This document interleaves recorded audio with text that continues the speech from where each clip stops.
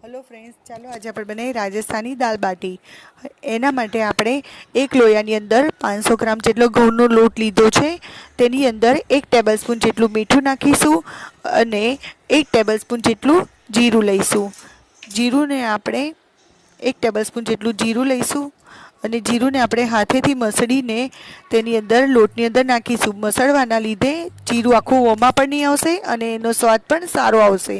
Half 1/4 teaspoon baking soda લઈશું અને તેની અંદર આપણે 3 ટીસ્પૂન જેટલું તેલ નાખીશું મોણ માટે। તમે જોઈ શકો છો કે 3 ટીસ્પૂન જેટલું તેલ નાખી દીધું છે અને તેને મોણ દીધું છે। હવે લોટની અંદર બધું બરોબર મિક્સ કરીએ। ધીમે ધીમે હાથેથી લોટને મિક્સ કરીશું અને બધું એક સરખું મિક્સ થઈ જાય પછી આપણે જોઈશું કે બધી વસ્તુ એક સરખી થઈ ગઈ છે। લોટમાં હજુ મોણની જરૂર છે એટલે હાફ ટીસ્પૂન જેટલું મેં તેલ નાખેલું છે। હવે તમે જોઈ શકો છો કે થોડું થોડું પાણી કરીને આપણે લોટ બાંધીશું। લોટની અંદર વધારે પાણી નાખવાથી લોટ ઢીલો થાય છે, એટલા માટે આપણે થોડું થોડું પાણી કરીને નાખવાથી આપણને લોટ પણ ઢીલો નહીં થશે અને બાટી પણ સારી બનશે। બાટીનો લોટ આપણે રોટલી કરતાં કડક અને ભાખરી કરતાં પોચો રાખવાનો છે, જેથી આપણી બાટી ક્રિસ્પી થાય અને અંદરથી કાચી ના રહે। તમે જોઈ શકો છો કે આપણો લોટથી થોડો થોડો કરીને ગુણવીએ છીએ એટલે સારી રીતે બંધાઈ જશે। આની અંદર આપણે તમે જોઈ શકો છો કે મેં લોટને સરસ રીતે ગુણવી દીધો છે અને થોડું થોડું પાણી કરીને બાંધી દીધો છે। આવી રીતે કરવાથી બાટી સારી બને છે। હવે હાથમાં એક ગુલ્લું લઈશું, તેને બરોબર હથેળીની મદદથી ગોળ ગોળ ફેરવીને લુવા જેવું બનાવીશું, પણ તેને સારી રીતે કૂણવતા જઈશું। 2 હાથ હથેળી અને અંગૂઠાની મદદથી ગુલ્લું કરીશું, જેથી આપણી વચ્ચેથી બાટી ફાટી ના જાય એનું ધ્યાન રાખશું। તમે જોઈ શકો છો કે આવી રીતે બાટી બનાવવાથી બાટી સારી બને છે અને ક્રિસ્પી અને સારી બનશે। તમે જોઈ શકો છો હથેળીની મદદથી બાટી બનાવી શકાય છે। આવી રીતે એક એક કરીને આપણે બાટી બનાવીને તૈયાર કરીશું। તમે હવે મેં આ બાટીનું કુકર છે। જો બાટીનું કુકર ના હોય તો તમે માઇક્રોવેવ તથા ઓવનમાં પણ બનાવી શકો છો। મેં તેને 5 મિનિટ સુધી તપાવી લીધું છે। હવે તેની અંદર એક એક કરીને આપણે બાટી ગોઠવશું અને થોડી છૂટી નાખીશું, જેથી તે એકબીજાને ચોંટી ના જાય અને અંદરથી કાચી ના રહે। એમ કરીને થોડી થોડી અંતરે મૂકીશું, જેથી સરખી રીતે શેકાઈ જાય અને ક્રિસ્પી બી બને। આવી રીતે કરવાથી બાટી ક્રિસ્પી બી બનશે અને સારી રીતે બી થશે। હવે તેને કુકરને ઢાંકીને 5 થી 10 મિનિટ માટે બાટીને શેકાવા દઈશું। હવે આપણે દાળ બનાવવાની તૈયારી કરીએ। એક વાડકાની અંદર એક વાડકી અડદની દાળ, હાફ વાડકી તુવેરની દાળ ને હાફ વાડકી ચણાની દાળ મિક્સ કરીશું અને તેને ધોઈને કુકરની અંદર 7 થી 8 સીટી પાડીને બાફી લઈશું।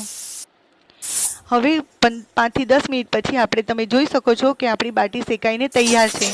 હવે પલટાવીને પાછી 5 મિનિટ માટે શેકાવા દઈશું। તમે જોઈ શકો છો કે આપણી બીજી બાજુ બી બાટી શેકાઈને તૈયાર થઈ ગઈ છે।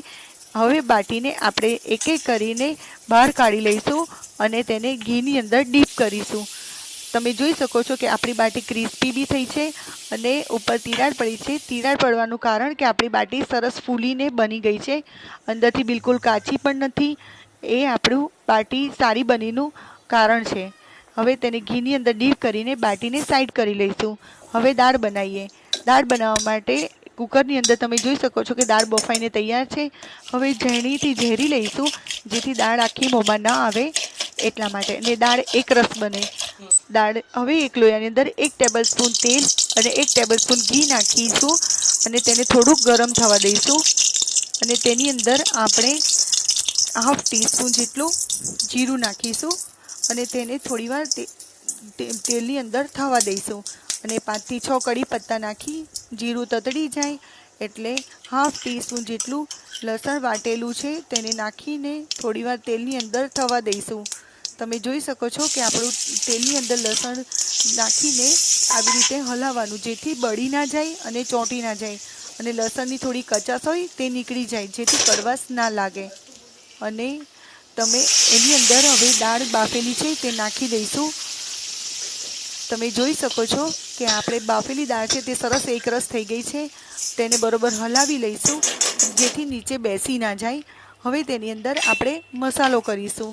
હવે તેની અંદર 1 ટેબલસ્પૂન જેટલું મીઠું નાખીશું અને તેની અંદર હાફ ટીસ્પૂન જેટલું હળદર નાખીશું અને 1 ટેબલસ્પૂન જેટલું લાલ મરચું નાખીશું અને લાલ મરચું 1 ટેબલસ્પૂન નાખીશું અને તેની અંદર 1 ગ્લાસ જેટલું પાણી નાખીશું જેથી આપણો મસાલો દાળની અંદર સરસ એકરસ થઈ જાય અને આપણી દાળ પણ એકરસ સરસ મિક્સ થઈ જાય. હવે તેને હલાવીશું. હલાવવાથી આપણી દાળ બેસી નથી જતી અને બળી પણ નહીં જાય અને બધો મસાલો ઉપર નીચે એક સરસ એકરસ થઈ જાય. તમે જોઈ શકો છો કે આપણી દાળ ઉકળી રહી